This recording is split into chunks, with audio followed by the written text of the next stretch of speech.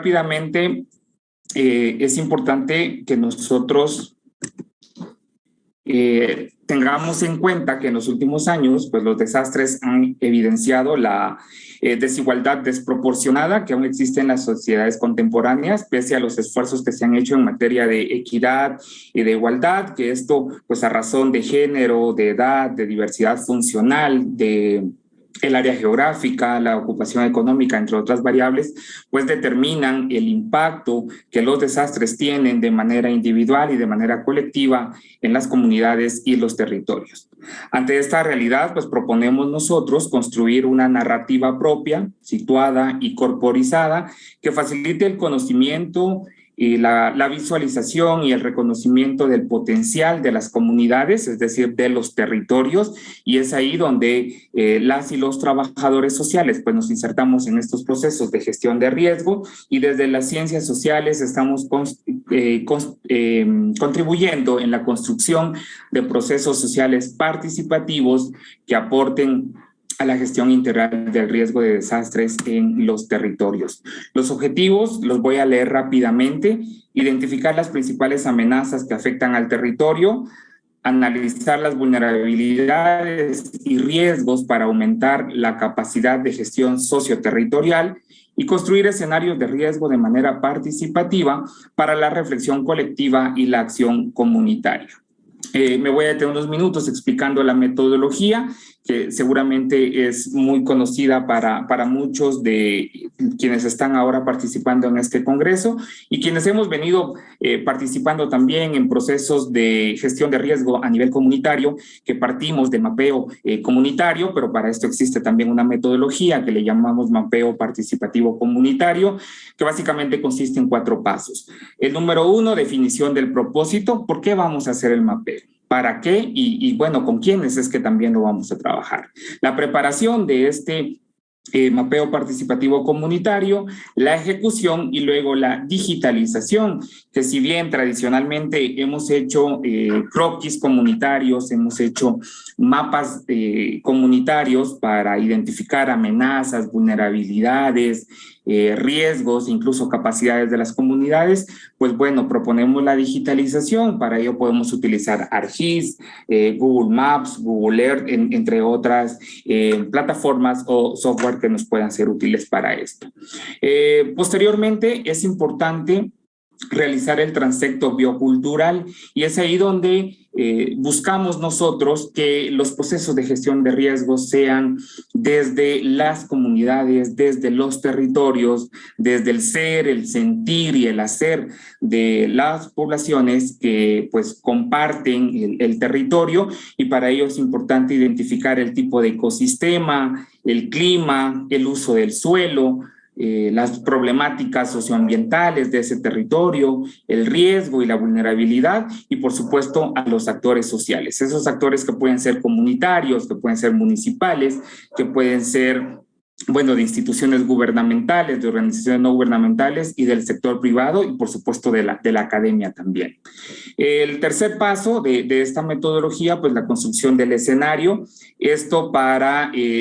tener entonces un panorama, una visión mucho más amplia de qué está sucediendo en el territorio, y que desde las comunidades también puedan proponer las acciones a desarrollar, y esto es lo que le llamamos también gestión del riesgo prospectivo. Partimos de la línea de vida o historia de la comunidad, el mapa de la comunidad, que lo hemos elaborado ya en este proceso, el calendario biocultural, que es combinado también con el calendario estacional, y luego terminamos con la perspectiva de la comunidad, es decir, la visión que se tiene de la comunidad o del territorio. Y esto también se enmarca en el conocimiento de la amenaza, en el conocimiento del riesgo, porque pues, si no sabemos cuál es la amenaza, qué riesgo, cuál es nuestro nivel de exposición y cuáles son nuestras vulnerabilidades, pues difícilmente vamos a poder emprender un proceso de gestión de riesgos en el territorio. Esto también contribuye a las prioridades de Sendai, por ejemplo, a comprender el riesgo de desastres, a fortalecer la gobernanza, a invertir en la reducción de riesgos y, por supuesto, aumentar la preparación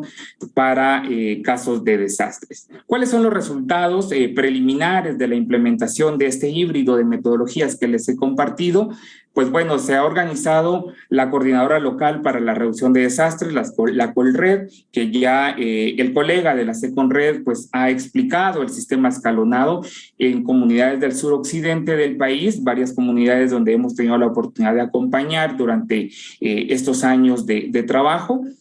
También se ha logrado la participación significativa de los actores sociales en el análisis de las problemáticas y las potencialidades. Importante también reconocer las potencialidades del territorio, porque esto propicia entonces la gestión de riesgos prospectiva en la comunidad. La elaboración del plan local de respuesta con protocolos de atención diferenciada, que ya lo decía al inicio, los desastres no afectan de la misma manera a todos y todas, sino que existe un impacto diferenciado. Por tanto, debemos también planificar una respuesta, una acción humanitaria diferenciada. También se ha logrado la identificación de medidas comunitarias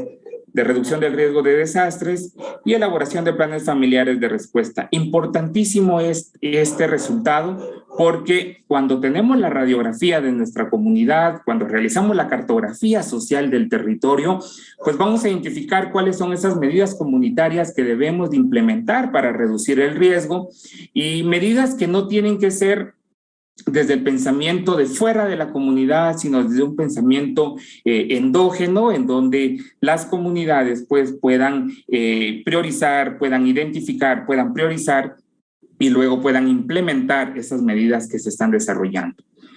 Por último, la elaboración del plan comunitario de reducción de riesgo de desastres, que si bien se planifica la respuesta, pues es muy importante también planificar la gestión integral del riesgo, considerando las variables necesarias para el análisis en la cartografía que se realiza en el territorio. Algunas conclusiones de este proceso. El conocimiento de las amenazas y los riesgos a los que se está expuesto de forma individual y colectiva permite la construcción de la narrativa territorial, el hacer común y la acción social. Debemos de recordar que en los territorios pues existen actitudes, conocimientos, prácticas que de manera positiva o de manera negativa van a influenciar los procesos de gestión de riesgos que se está desarrollando en la comunidad o en el territorio. Por tanto, cuando hacemos ese proceso participativo, entonces comprendemos el riesgo e identificamos las acciones que debemos de desarrollar de manera individual y de manera colectiva. También el análisis de la geografía comunitaria permite la identificación de la población vulnerable y la planificación de la atención diferenciada en situaciones de riesgo, emergencia o desastres. E insisto en la identificación de la población vulnerable, de los grupos vulnerables y la planificación de la atención diferenciada, porque es de esta manera que vamos a poder también dignificar a la persona o al ser humano que está habitando en este territorio. El involucramiento de los actores sociales del territorio en los procesos de gestión integral del riesgo de desastres contribuye a la gobernabilidad inclusiva. Lo decía al inicio, cuando involucramos a los diferentes actores multinivel o multiescala, desde lo comunitario hasta lo municipal, y cada uno asume la corresponsabilidad de la gestión del riesgo de desastres, pues contribuimos al fortalecimiento de la gobernanza del riesgo y por supuesto de la gobernabilidad inclusiva, porque abrimos esos espacios de diálogo, de debate y de aporte. Algunas recomendaciones: el mapeo comunitario debe ser un proceso creativo, participativo e iterativo que propicie la gestión social de la comunidad y los territorios. Es decir, no trabajamos solo un mapa de la comunidad una vez en la vida, sino que es importante la actualización porque el riesgo es dinámico, las dinámicas sociales de la comunidad o del territorio pues están cambiando y esto, como lo mencionaba, influye de manera positiva o de manera negativa en los procesos que estamos estamos desarrollando. También es importante continuar con el abordaje de las variables de género, edad, diversidad funcional y ocupación económica en la construcción de escenarios de riesgo para la gestión de riesgos prospectiva. Es decir, quiénes somos, dónde estamos, cuántos somos, cuáles son nuestras características sociales, culturales, porque eso también condiciona y determina el impacto de los desastres de manera individual y de manera colectiva. Y una vez hemos hecho esa identificación, pues procedemos a la planificación y nos estamos entonces anticipando el riesgo. Y en esa planificación prospectiva es importante entonces la armonización de los saberes tradicionales y del conocimiento técnico científico que los entes científicos ponen a disposición de quienes acompañamos estos procesos comunitarios y territoriales y por supuesto de la ciudadanía en general. Y es ahí entonces donde quienes